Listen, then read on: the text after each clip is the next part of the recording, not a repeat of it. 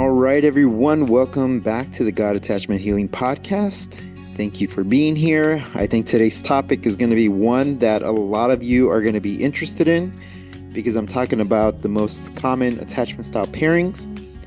And I'm going to be doing the healthy ones and the unhealthy ones. So as you tune in, you're going to have a tendency to want to observe these things maybe in your own relationship. But I do just want to caution that, remember that as we talk about these different attachment styles can change with time. And I know I've said that dozens of times on the show, but if you find yourself in any one of these types of pairings, I just want to give you that hope that you can change your attachment style to be more secure. The other person can change their attachment style to be more secure, which would help both of you become a secure relationship. So we're going to talk about that. Now, if you haven't done so already, please go to the Apple Podcast, leave a review. I love hearing from you guys. Even when on social media, you can message me and suggest any topics that you'd like me to cover. But you might be asking yourself the question, why am I talking about attachment style pairings for this episode? And, one of the things that I was thinking about was, well, I realized that God often heals people through relationships, not just romantic relationships, although that's what I'm going to be talking about today, but He does heal us through different relationships. It could be through a parent, it could be through a boyfriend, girlfriend, spouse, mentor, and so on. So I do believe that God uses people in our lives to help heal parts of us that need healing. And, there's a lot of emphasis in the New Testament about community, about the church, about bearing each other's burdens, about meeting each other's needs. So there's a lot that we can explore regarding that. So that's kind of how this episode came into play. And also just in general, people enjoy talking about relationships. Why? Because it's such a big part of our lives, the people that we interact with on a daily basis, the people that you grew up with, people that maybe new people in your life, and that's also a blessing as well. So we'll talk about those different attachment style pairings. He also has a podcast, Adam Young. It's called The Place We Find Ourselves. Really good podcast, a lot attachment based. And I kind of got this idea from him as well, is that um, we often expect people to just heal and come to the relationship fully healed. And I think it sets up this false expectation for why people are so afraid to enter into relationships. They feel that it's if they're not fully healed, they're not worthy of a relationship, or if they're in the process of healing, that they still have so much more work to do. And that is true. Most of us, I think, can agree with that obviously there's always more healing that we can do. But in avoiding a relationship that could expose different parts that need healing, we don't allow for God to use those relationships to actually heal us. And here's what I mean by that. When you allow for fear to dictate who you're going to engage with, who you're going to interact with, who you allow in your inner circle, who you need to keep outside of that circle, and so on. So you may need to avoid certain people that may not be helping you in your personal walk with Christ. And at the same time, there's other people who you may need to get close to and take the initiative to get close to in order to grow in your relationship with Christ. I was thinking about how I've grown up, and I was trying to remember just any time throughout my childhood where there wasn't a male role model or figure in my life that was investing in me at some point in my life. And for me, I grew up in a divorced home. My parents got divorced when I was about 17. They had separated for a while when I was 11 or 12, and it was only for a couple of months. Maybe it was just a month. Um, but yeah, when they finally divorced at 17, I remember seeking out mentors, just wanting for someone to spend time with me, to invest in me, to know what it feels like to receive that love and care and guidance from a healthy male figure. And my dad, it wasn't that he wasn't involved. I feel like he didn't just know how to do it. So the fact that we were always surrounded by other men in his life, men in my life, like that was helpful for me to heal in certain areas of my life. And even now as an adult, the Lord has always provided someone in that process. But now, as we transition into, well, what does that mean for not a mentorship relationship, but romantic relationships and how that affects our dynamic in our personal walk with Christ?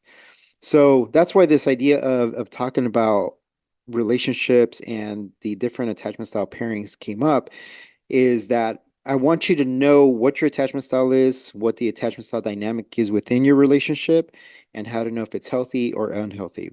So let's start first with the healthy, right? So with both healthy attachment style pairings, there's obviously going to be one person who is secure. Okay, so we have the secure and anxious, and then we have the secure and avoidant. And what we'll explore what the dynamic looks like, some challenges, some things that help the relationship, and then we'll also talk about some dynamics, what every day could look like for them as well. So let's jump into the first one, which is the secure and anxious attachment style pairing. Now, before I jump into that, this is one of the most common attachment style pairings from the healthy perspective. From the unhealthy perspective, we're going to see the anxious and the avoidant attachment style pairing, which is the most common for the unhealthy. Okay, so we'll start with the secure and anxious, and then we'll move to secure and avoidant, and then we'll jump into the unhealthy attachment style pairings.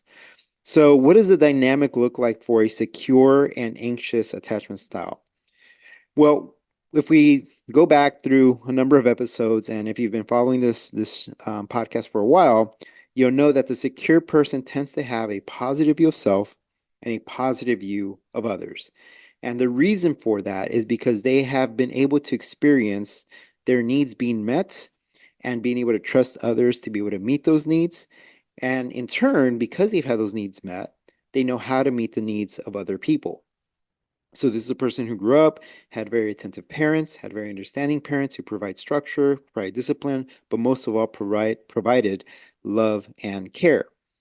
For the anxious attachment style, or for the anxious person, their needs were not met all of the time. Their needs were met inconsistently. They didn't know if they were going to be met one day. They may have been neglected for a little bit, and then there was some inconsistency with the attentiveness of the parents, right? And they continue to experience this throughout life. So it leaves them kind of thinking, well, is it because I did something wrong? Do I need to do something different? So they're always questioning their own worth in the relationship. So the anxious attachment style tends to have a negative view of self and a high view of others, or a positive view of others. So they kind of place people on a pedestal, and they can do this in romantic relationships where their partner is everything to them, and they place them on this pedestal. They can do no wrong because they're much better than they are, right? So they see themselves as, I'm the problem, I'm the issue, I need to fix things, I did something wrong, so it's me, right? So you have this dynamic of the secure attachment, or the securely attached person, and this anxiously attached person. And what does that look like? So the dynamic in general is the secure partner helps alleviate the anxious partner's fears and works to establish a sense of reassurance and stability. And they don't have a problem with that, right? Because typically what you find in unhealthy relationships is when one is asking, in this case, an anxious partner, is asking for attention, or is asking for reassurance, or is seeking stability, the other partner may get upset and may think that they're being too demanding, or may think that they're being too picky about everything. So they get frustrated, right? But a securely attached person just sees that as, man, this person really needs me to be present. They need this reassurance, and I don't have a problem with that because I know that's what I appreciate and I receive that. So I can only imagine what it's like for this person to not feel that way. And what can I do? And they'll explore options like, is there anything that makes you feel safe? Is there anything that can make you feel more stable in our relationship? Like what's missing? They're more open to talking about that because they want to meet those needs, right? And the securely attached person is impacted by the anxiously attached person, but it's only in small ways, right? For example, the anxiously attached person may ask for more time. hey, I've noticed you've been working a lot lately, and I feel like I need more time. Like you're not really you're around, but I don't feel that you're fully around. So the securely attached person might see that, and instead of becoming defensive, they'll look at that and say, you know what, you're right. I have been working a lot, and I haven't realized that I was neglecting our relationship. So what can we do about it? Right? They immediately jump into an understanding, an empathetic approach to solving the problem. Right? So they'll look at their partner's concern with that attentiveness, like, okay, oh, I'm sorry, I didn't realize that I was doing that. Right? Because the securely attached person isn't perfect, so when they do make mistakes, they're able to acknowledge or wanting to understand where the anxious partner is coming from, right? So what the securely attached person does is that they alleviate their fears by addressing them openly and honestly, non-judgmentally, and with a care and empathic um, uh, tone, right? They want to solve the problem, and their core self, their identity is not impacted by the concerns of the anxious partner. So the anxious partner can rely, and their fears and emotions will be alleviated by the secure partner's response to them bringing up those issues, right? One of the key things that you'll find in a secure and anxious attachment style pairing is that they're going to be big on communication. There needs to be emotional support, and it's contingent on the secure partner's consistent responsiveness to those issues, right? Remember, the anxiously attached partner has received care, but not consistently. There's been times where they haven't received care. There's been times where they haven't feel loved or weren't loved. There's been times where their needs weren't met. So they never knew what was the reason for that. Why are my needs not being met all the time, or most of the time at least? So they have these questions, and immediately, because of the negative view of self, they'll look at themselves and say, what am I doing wrong? Did I do something wrong? Is something wrong with me? What can I do to make this person love me better? Right? So even though the secure partner is wanting to meet those needs, the anxiously attached partner can still ask themselves, like, gosh, what am I doing wrong? Why is he always at work? Or why is she always doing this thing over here? Why can't she be more attentive? Is it something that I'm doing? What can I do differently? Right? So they put all the blame on themselves, and the secure partner reminds them that, no, this is something that we need to talk through. Let's talk about it. Why is it that we're feeling a little bit distant? Why is it that I'm getting so involved in work and you're feeling unloved? Like, let's talk about it, right? So there's high communication, high emotional support, and understanding of where the anxious partner is coming from. Okay. But the key for the secure partner is to be consistently, positively responsive to those concerns of the anxious partner, right? They have some fears that may be legitimate and some fears that may not be legitimate, right? So, uh, fears that may have reason and fears that don't have any reason, nothing to do with the status of the relationship. So those are things that the secure partner can tend to and do so in a humble and caring manner, right? Now, some of the challenges that may come up, and specifically with the anxious partner, is that they may still struggle with insecurity. Okay, and that's okay. Again, as time goes on, the more consistently responsive that the secure partner is, the less struggle with that insecurity that the anxious partner will have. But if the anxiety and the insecurity becomes too much for the anxious partner, it could lead to potential conflicts if the secure partner fails to communicate effectively. Okay, so communication is key here because, again, the secure partner wants to fix those problems, so he'll address it. And the anxious partner will look at that and say, well, is it something that I'm doing wrong? Are you really telling me the truth? Like, is it really nothing to do with me? And the secure partner reassures and says, no, it's nothing to do with you. Let's talk about this and let's figure out a way to resolve this, right? But if there are high levels of insecurity for the anxious partner, again, and they keep bringing that up, it could start to negatively affect the relationship. Okay, so that kind of gives you an overview of what that dynamic of a secure and anxious partner will look like. Okay, and the view of themselves and the view of their partner is key here. Again, for the secure, positive view of self, positive view of the other. So they're going to see these concerns as, it doesn't mean that they're bad or that they're less than because they're having these fears, or that they're not as committed to the relationship. They just see them as people, right? You're just a person who's struggling with um, feeling secure in the relationship, and that's okay. What can I do to help with that, right? For the anxiously attached partner, they're going to look at that and say, "No, you're such a great partner. Like, I love that you're here. I love that you're supportive. I love that you communicate with me, but I feel like there's something wrong with me. I feel like I can do better," right? So that constant conversation with themselves can affect how they show up to the relationship and also what they communicate to the secure partner, right? So some everyday dynamics that can come into play, right? So let's talk about maybe a morning routine, right? The secure partner wakes up, offers a loving greeting, providing the anxious partner with a sense of reassurance for the day ahead, right? So that's a good way for an anxious partner to start their day, right? Just a simple act of, hey, good morning, how are you? I hope you have a good day, kiss goodbye, and so on. Um, that provides reassurance for the anxious partner, right?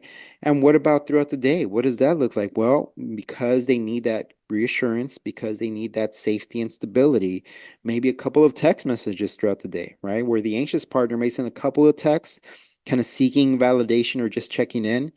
The secure partner is not going to have a problem with that. They're just going to promptly respond and affirm what they're feeling. Oh, hey, thanks for checking in. I really appreciate that. And again, all of these are small little acts throughout the day that provide a sense of security. The secure partner, that's why we're talking about these healthier relationships, secure with anxious, secure with avoidant. We're seeing how the secure partner can change the dynamic of the relationship, right? So for example, if we look at a quadrant, let's say right here on the screen, so let's say the secure partner is here and the anxious partner is here. Let's say they're really anxious, right? And as they interact more with the secure partner and they are consistent in their behavior towards them, this person just gets a little bit more secure and more secure and more secure, or less anxious, less anxious, less anxious, and stays at a low level of anxiety, or actually becomes secure in the relationship because of how the secure partner is showing up. I feel like I'm repeating everything so much because I'm saying secure, anxious, but hopefully you're capturing kind of this dynamic between the secure and the anxious partner. So how do they handle conflict? Well, if something arises, I kind of addressed this already. The secure partner can address it calmly, and they want to emphasize communication, and that helps the anxious partner see that and say, okay, they want to solve this problem. Like, they're not just leaving me to myself. They're not getting upset at me for bringing up these issues, right? They are affirming how I'm feeling and so on, right? So again, that changes the dynamic of the relationship, which is why I would consider this a healthy pairing. Okay. So the secure and avoided though it looks a lot different, but still the secure person can impact the avoidant in such a way where they can become less avoidant, right? So in the first pairing where you have someone who's highly anxious, they become less anxious. With the avoidant um, with the avoidant partner, they become less avoidant. So they want to engage more as opposed to isolate themselves and withdraw from the situation. The secure partner helps the avoidant one feel safe enough to gradually engage emotionally. Okay, so let's think back again as to why is there an avoidant attachment style? Why did this person become avoidant? Well, this person didn't get their needs met, right? It's not even a matter of consistency. It was just that they were neglected or they just couldn't really depend on anyone growing up. So what they do is that they learn to depend on themselves and not really create a sense of trust with other people. Like they'll have it, but they're always questioning whether or not they should, right? Because they've been hurt before. So they rely on those past experiences that informs how they're showing up in relationships, and they have this small doubt that the secure partner will at some point fail them, right? They can't be that perfect. They can't be that person who's always attentive and meeting my needs. This is sketchy. This is a little bit This is different for me. I've never experienced this before, right? So that's kind of the thinking behind in their minds is that they're questioning whether the secure person is actually going to maintain a consistent level of commitment and approach to the relationship. They're expecting for them to fail. And when they do, right, even if it's one, two, three times, they see that and they say, see, it's just exactly like I predicted. They were going to fail me. And it could be something small, it could be something big, right? Whatever it is, it doesn't matter. It's just the fact that they failed them in some way, shape, or form reinforces the belief that they can't trust them. So that's something that the avoidant, the attached partner would have to work through. But again, the securely attached person can help them with that because they're going to show up consistently. They're going to want to meet their needs. They're going to be patient with them, right? And this is part of the success factors that they have is that there's patience, there's understanding, and in a very huge way, the secure partner understands the avoidance need for space, right? They don't get threatened by it. Like when the avoidant partner pulls away, they see it more as, okay, well, they just need some time to process, right? Maybe the avoidant goes out for a walk, or maybe they go for a drive, or maybe they just kind of pull away and shut down a little bit. The securely attached partner looks at that and says, okay, they're just processing. Remember, this doesn't mean, I want to make sure I'm clear with this, the secure partner is not perfect, meaning it's not that they're never going to have any negative emotions or responses to these behaviors, but it does mean that in general, the majority of the time, they are wanting to meet the needs of the other person. They don't see them in a negative light. They can accept them for who they are and their understanding of why they are the way that they are, right? That doesn't mean that they don't get frustrated at times or that they um, that they understand every single feeling that the avoidant or anxious person is feeling. It's that in general, they understand that they're people, right? That we're sinners, that we have flaws and all of those different things, right? So when the avoidant pulls away, the securely attached individual understands that that may be a way in which they've learned to cope, and that's okay, right? They'll give them some space, and then they'll check in and say, "Hey, are you ready to talk about this now? Like, what can we do to solve this problem?" And they'll wait for the avoidant to be ready, and that's what the avoidant needs, right? They just want space. Let me process. Let me figure this out first, and then we can re-engage. Um, the avoidant fears intimacy, right? And part of the securely attached individual's process is that they want to develop that level of intimacy, to talk about things, to know more about the avoidant, right? But the avoidant feels like if I share too much, you're going to use this against me, or again, you're going to fail me in some way, shape, or form. Um, I don't know if I can really trust you with this. So what the avoidant will do early on in the relationship is that they'll test those waters. They'll share a little bit, see how the other person responds, share a little bit more, see how they respond, share some more and more and more, right? And then as they see this consistent, positive, non-judgmental response to how they cope with things, they start to gain a little bit more trust and a little bit more trust. Again, it's a two-way street, right? Though the securely attached person can do this on a consistent basis, they do get tired in the process, right? If it's not reciprocated. Like I think any relationship would feel that. When efforts are not reciprocated to the other person, you get tired emotionally, spiritually, mentally, physically, even, right? It affects the way that you show up. But again, we're talking in general, the securely attached person will be able to meet those needs and understand and know that intimacy for with the avoidant is going to take some time, much more time than it would with an anxiously attached individual, right? So the avoidant fears intimacy, the securely attached person takes his or her time to engage in certain levels of intimacy with that person, right? So those are some of those dynamics between the secure and the avoidant. What do everyday dynamics look like? Well, after a long day, the secure partner could initiate quality time. Maybe let's watch a movie, right? There's no deep engagement in conversation, but maybe just spending time together like that, watching a movie or going for a walk or exercising together, whatever the case is, just they're again trying to find solutions or ways to be consistently present for the avoidant, which the avoidant has not experienced before, right? So the avoidant partner may enjoy the time, but may need some time alone also to recharge. So it's almost kind of like an introvert, right? Typically, the description of an avoidant uh, type would be kind of the strong silent type, right? They need to do things on their own. They've done things by themselves. They're very independent, so they don't really depend on other people, right?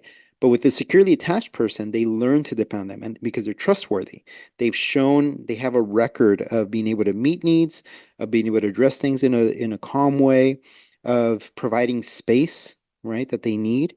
So again, all of that builds trust for the avoidantly attached individual, right? Anytime that they need personal time, the secure partner understands and reinforces, hey, it's okay. I know you need space, and I don't feel rejected because of it.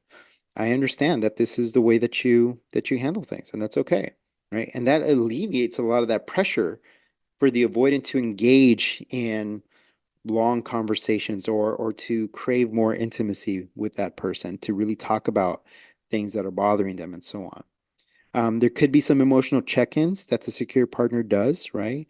Hey, how are you feeling about this? Even though the avoidant partner might not feel safe enough to share, they will do so with time, right? They first want to see that everything is that the secure partner does has been consistent and ongoing, and that they can trust in what they're doing, right? So very, very important to understand that. And they will. And this couple will experience the benefits of exploring this dynamic, right? That again, the secure partner will eventually pull the avoidant partner to be less avoidant and to try to engage more, right? And again, it could still make the securely attached individual feel maybe a little bit um, unseen or misunderstood. But again, because they know their core self and who they are, they try to meet the needs of the other person as best way as they can. And some of that, the biggest needs for the avoidant attachment style is space. So that's kind of what we see here with this dynamic. Now, I thought I was going to be able to get to the unhealthy avoidant, unhealthy attachment style pairings, but I think I'm going to save that for next time. I think I covered a lot with these two healthy pairings, and I hope that it's helpful. But let me also address this other aspect of what does this have to do with God attachment, right? I mean, we see this in scripture where um, there are a lot of people in the Bible that were running away from God, right? I'm thinking about Jonah right now. What was it about his relationship with God that made him feel like he needed to run away from the mission that God had for him, right? Was it the mission itself, or did it have something to do with his relationship with God? What was it with Abraham that made him feel so willing to sacrifice his own son um, on the altar, right?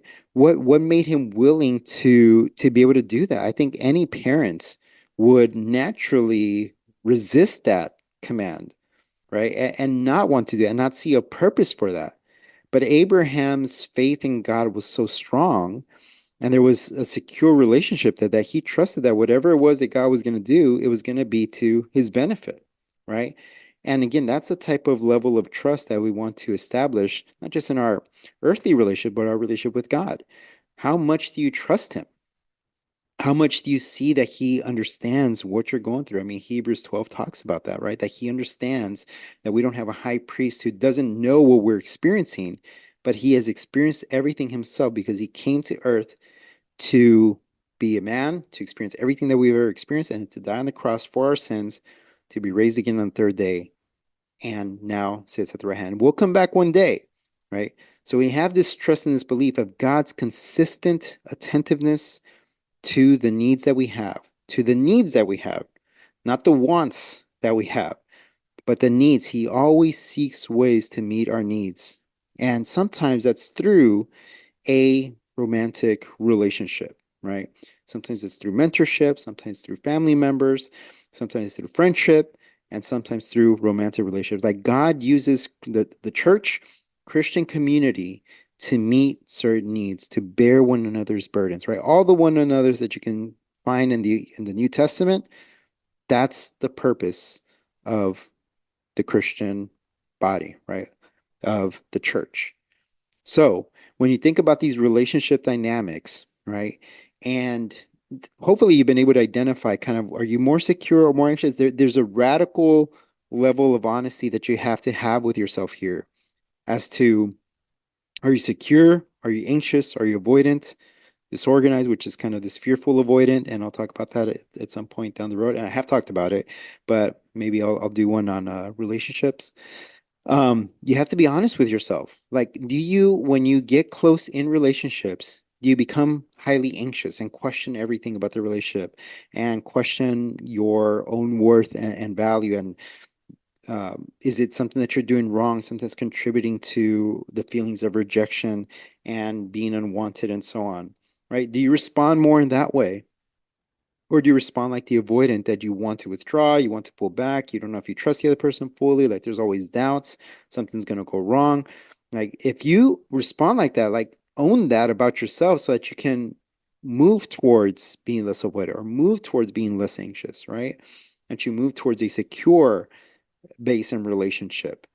And if you are secure, then know that about yourself too, that you can, through your consistent behaviors towards the other person of loving and caring and wanting to meet their needs, you can help them change their attachment style, right? You don't intentionally look to help someone else, right? You're not their savior in that sense, but there are some attachment styles, again, that these pairings that they can influence each other, right? If you get the closest 5 people in your circle, you will be influenced by them. And in a relationship, the person that you're with influences a lot of who you are. So if you're with a securely attached individual, they're going to impact you and they're going to move you towards becoming less anxious, move you towards becoming less avoidant, right? If you are a securely attached individual, then you're going to help people move in that direction as well, right? You might, again, like I said, you can be affected by these relationships. So if you typically securely attached individual will know when to set boundaries, when to pull away from a relationship that's harming them or that's negatively affecting them, they'll be able to set those boundaries, right? But in general, a securely attached individual can see those things and they'll pull away. But if they see hope and they actually see that the relationship is positive and it's impacting them in a positive way, they'll stay in it, right? And they'll see change. And they typically see change in the other person, which is why they continue to invest in that relationship. Okay, so yeah, securely attached individuals with anxious and securely attached with an avoidant, those can work and they can be healthy. It's just a matter of being able to identify and see what those things are and see what these success factors are. Like I said, the securely with the avoidant, and I'll leave you guys with these. The success factors for the secure and avoidant are patience, understanding, and respecting the avoidance need for space. With the securely attached and the anxiously attached, it's communication, emotional support, and consistent positive responsiveness, right? Non-judgmental. I understand why you have these fears and, what can I do to help alleviate that? So these are the healthy relationships. Next time we'll look at the unhealthy relationships. Until then, thanks guys for tuning in. I'll see you next time.